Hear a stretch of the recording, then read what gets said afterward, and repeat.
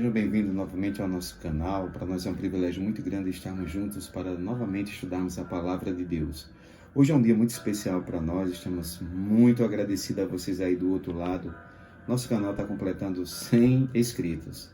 Realmente, a princípio, nós podemos até assim pensar que esses 100 inscritos, para muitos, é uma quantidade pequena, né? Mas para nós orgulhamos muito, somos gratos a vocês aí que se inscreveram.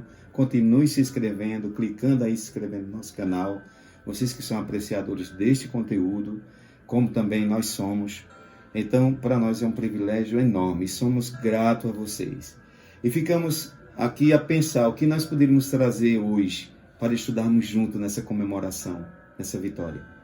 Ficamos mudar o assunto, mudar o conteúdo dentro da palavra de Deus. E resolvemos falar sobre profecias clássicas e profecias apocalípticas. Eu acredito que você que está aí do outro lado, você pode até já ter ouvido falar nisso dentro da Bíblia Sagrada. Acredito também hoje, quem sabe eu não esteja falando para uma pessoa que tem um estudo mais aprofundado, um teólogo ou um doutor, que se interesse também ou que tenha estudado esse assunto. Profecias clássicas e profecias apocalípticas. Realmente a Bíblia ela está repleta, desde o livro de Daniel, do livro de Jeremias, do profeta Jeremias, do profeta Isaías também, que falou através do seu capítulo 53 sobre a volta, a primeira vinda de Cristo aqui à Terra, até o Apocalipse, que são profecias também, que lá tem profecias clássicas também e apocalípticas também. E se vocês, eu chamo a atenção para vocês, justamente entre o livro de Apocalipse e o livro de Daniel, que são dois livros proféticos dentro da Bíblia Sagrada, que retrata justamente essa condição. Mas hoje, eu queria ler um texto com vocês, dentro desse estudo dessas profecias, estudar um assunto muito interessante, gostoso e importante para as vossas vidas, para a minha vida também. E queria refletir com vocês dentro dessas profecias no livro de Atos, no capítulo 1, no versículo de 9 até o 11, que diz assim: Dita essas palavras, foi Jesus elevado às alturas, à vista deles, e uma nuvem os encobriu dos seus olhos. E estando eles com os olhos fitos no céu, enquanto Jesus ainda subia, eis que dois varões vestidos de branco se puseram ao lado deles, e lhe disseram: Varões galileus, por que estáis olhando para as alturas? Esse Jesus que dentre vós foi assunto ao céu, virá do modo como viste subir. Queridos, eu queria estar nessa cena lá com os apóstolos. Acredito que você que está do outro lado aí também gostaria de estar. Vendo depois de todo aquele processo, de toda aquela obra salvífica que Cristo fez na cruz do Calvário. Depois de uma grande ressurreição ao terceiro dia, a ascensão dele ao céu. E quem sabe o medo que a igreja apostólica naquela época estava sentindo de perder o mestre, de o mestre ir embora. E o que é que eles iriam fazer? Mas dois anjos desceram, vestidos de branco, e disseram aos discípulos: Olha, não se preocupe, não fique aí preocupado. Esse mesmo Jesus que dentre vós e ao céu foi assunto, ele vai vir, como vocês estão vendo ele subir. E dentro dessas profecias apocalípticas e clássicas, nós resolvemos hoje trazer esse assunto para você. O que são profecias apocalípticas e clássicas? O que separa uma da outra? As profecias clássicas do Velho Testamento até Apocalipse, ela retrata da situação de reis naquela época, e de visões que os profetas daquele período tinham, que vinham advertir as reis, como Nabucodonosor, Belsazar e outros de sua época, através de sonhos e visões. Simples, sonhos e visões. E as apocalípticas são profecias também que, através de visões e de animais híbridos, e de animais históricos, quem sabe, como a gente abre o livro de Daniel lá, a gente encontra um tigre, um leopardo com asas na boca e assim por diante, e etc, etc. Que a gente, a princípio, ficamos preocupados, que é o significado disso. Então, essas profecias mais profundas são realmente as apocalípticas. Por que é que Deus fazia isso? Porque Ele queria mostrar o seu poderio e que realmente o céu domina sobre a terra. Mas esse assunto, o mesmo Jesus como subiu para o céu, vai voltar, foi que nós encontramos aqui hoje para refletirmos um pouco com vocês. Lá em Mateus, no capítulo 24, no sermão profético, já retratava realmente alguma situação, a situação idêntica, sinais desse retorno que foi mencionado aqui em Atos, da vinda do Senhor Jesus Cristo. Eu convido a vocês a abrir as vossas Bíblias, aqueles que aí do outro lado têm, que estão acompanhando, aqueles que não estão, anote, faça as anotações desses textos que eu vou citar aqui agora, e que vocês em outra ocasião podem também utilizar para fazer seus estudos pessoais. Mateus 24, do versículo de 1 em diante, diz assim: Tendo Jesus saído do templo, ia se retirando quando se aproximaram dele os seus discípulos, para lhe mostrar as construções do templo. Ele, porém, lhe disse: Não vede tudo isso? Em verdade vos digo que não ficará aqui pedra sobre pedra que não seja derribada. Realmente aconteceu. Aqui nós temos, dentro desse sermão profético, já uma profecia, quem sabe não teve sonho, nem visões ali. Mas Deus já estava falando sobre a destruição de Jerusalém, a tomada dela no ano 70, quem sabe? Que foi tomada, o povo israelita foi escravizado. E também, se nós continuarmos a leitura no versículo 3, ele estava falando em duas aplicações. Entende, amados? No versículo 3 ele dá continuidade. No Monte das Oliveiras achava-se Jesus assentado. Novamente os discípulos se aproximam deles. Em particular lhe pediram: Dize-nos quando sucederão estas coisas, e que sinal haverá da sua vinda e da consumação do século. Já havia um interesse dentro dessa profecia, dentro do assunto que Jesus estava tratando ali com os discípulos, a respeito dessa vinda. Ele já comentava que iria voltar a essa terra. E ele segue dizendo, e ele respondeu: Vede que ninguém vos engane. Amados, se ele disse que ninguém vos engane, é porque teria pessoas que seriam convincentes em falar sobre essa vinda dele. Teria pessoas que iriam tentar enganar, ou então ludibriar, ou usar a própria palavra de Deus para deturpar essa vinda. Ou os sinais proféticos que realmente indicavam a proximidade da sua vinda aqui na terra. O capítulo 5 diz: Porque virão muitos em meu nome, dizendo: Eu sou Cristo, e enganarão a muitos. E certamente ouvireis falar de guerras, rumores de guerra, vede, não vos assustei, porque é necessário assim aconteça. Mas ainda não é o fim. De um quadro geral sobre esse sermão profético, nós podemos ver o que está acontecendo no passado, guerras e rumores de guerra, guerras atuais agora, como essa da Rússia, e assim por diante. Mas tinha mais coisa. No versículo 8 ele diz: Porém, tudo isso é o princípio das dores. Então serás atribulados, serás perseguidos, serão mortos. E isso aconteceu desde o início, com a igreja apostólica. Quantos cristãos também não foram mortos agora? E quantos não vêm morrendo? Tudo bem, continua ele no sermão profético. Neste tempo, muitos vão se escandalizar, trair, odiar uns aos outros. Ou seja, estamos vendo isso hoje na humanidade, amados.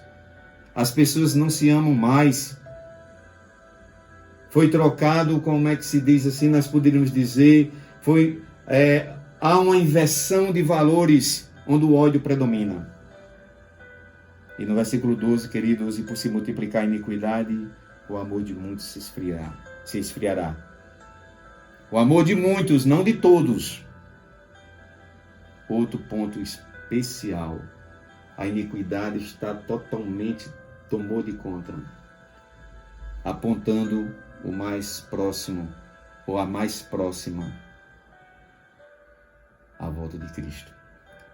E no versículo 14 diz: E será pregado este evangelho por todo o reino, todo mundo, para testemunho a todas as nações. Então, amados, virá o fim. E é isso que nós estamos fazendo aqui hoje. estudando juntos sobre esse evangelho, para que essa volta dele se concretize o mais rápido possível. Mas existe um porém. Lembra que eu falei a princípio, no início desse vídeo, que nós estamos estudando profecias clássicas e apocalípticas? No versículo 15 ele diz: quando, pois, vides o abominável da desolação de que falou o profeta Daniel no lugar santo, quem lê, entenda. Por que quem lê, entenda? Tá? Entre parênteses aqui, amados. É porque nós temos que estudar um pouco ali e um pouco aqui para podermos chegar e entendermos que todos esses sinais já aconteceram. Não foi pregado ainda o último, que é o evangelho que tem que ser pregado. Nós estamos fazendo isso aqui agora, juntos.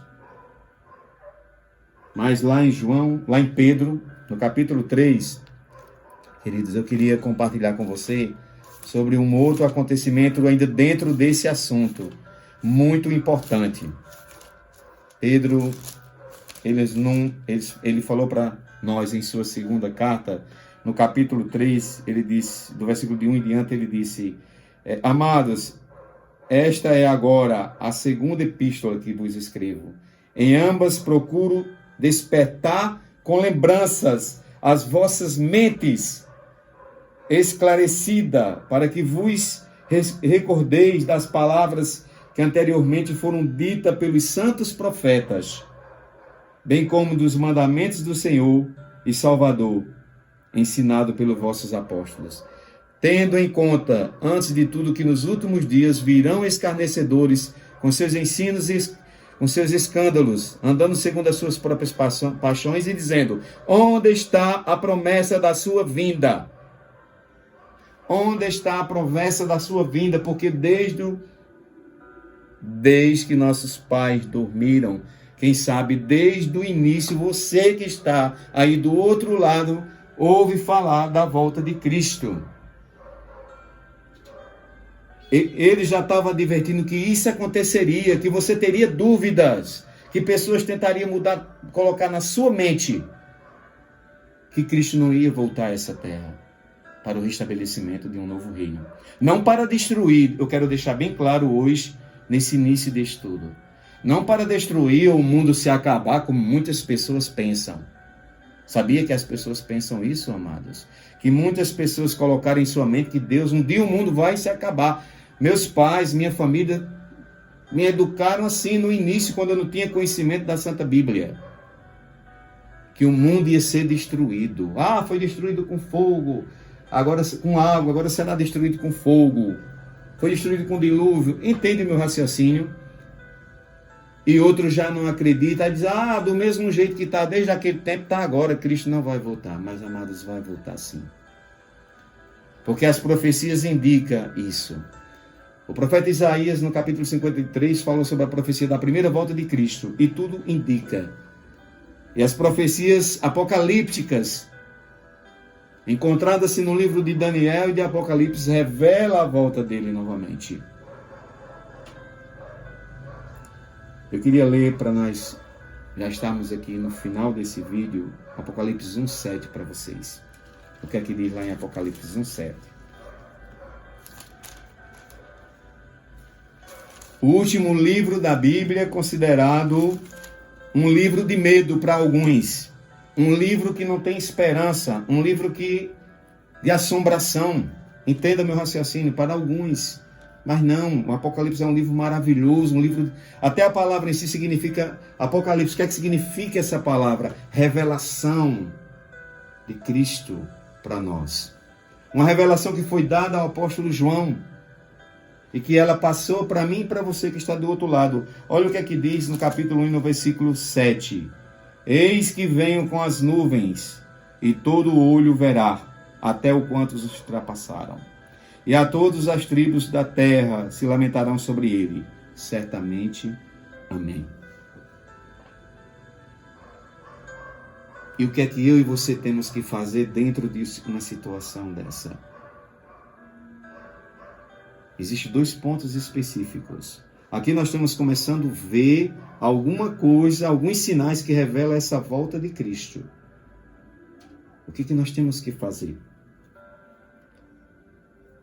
Em 1 Tessalonicenses, no capítulo 1, para nós fecharmos esse início de estudo com vocês, o apóstolo Paulo, em sua carta aos Tessalonicenses, ele nos dá um conselho interessante, meus amados. No capítulo 5, do versículo 4 em diante, ele diz: mas vós, irmãos, não estejais em trevas, para que este dia... Que dia? Qual era o dia que o apóstolo Paulo estava falando ao pessoal de Tessalônica? Quem sabe pessoas duvidosas, que tinham dúvida a respeito da vinda de Cristo também. Mas vós, irmãos, não estejais em trevas, para que esse dia, como ladrão, vos apanhe de surpresa, porque vós todos sois filhos da luz e filhos do dia. Nós não somos da noite, filhos da noite nem das trevas. O versículo 6 diz: assim, pois, não durmamos como os demais. Pelo contrário, vigiemos, sejamos sóbrios. Ora, os que dormem, dormem de noite, e os que se embriagam, é de noite que se embriagam. Nós, porém, não, que somos do dia,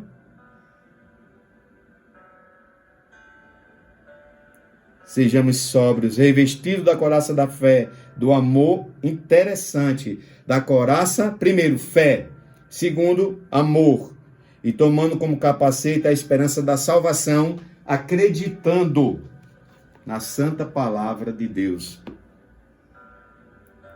A esperança de salvação, porque Deus não nos destinou para a ira, mas para alcançar a salvação, entende, meus queridos, mediante o nosso Senhor Jesus Cristo, que morreu por nós, para que vigiemos, que durmamos, vivamos em união com Ele. Consolai-vos, pois, uns aos outros, edificai-vos reciprocamente, como também estás fazendo.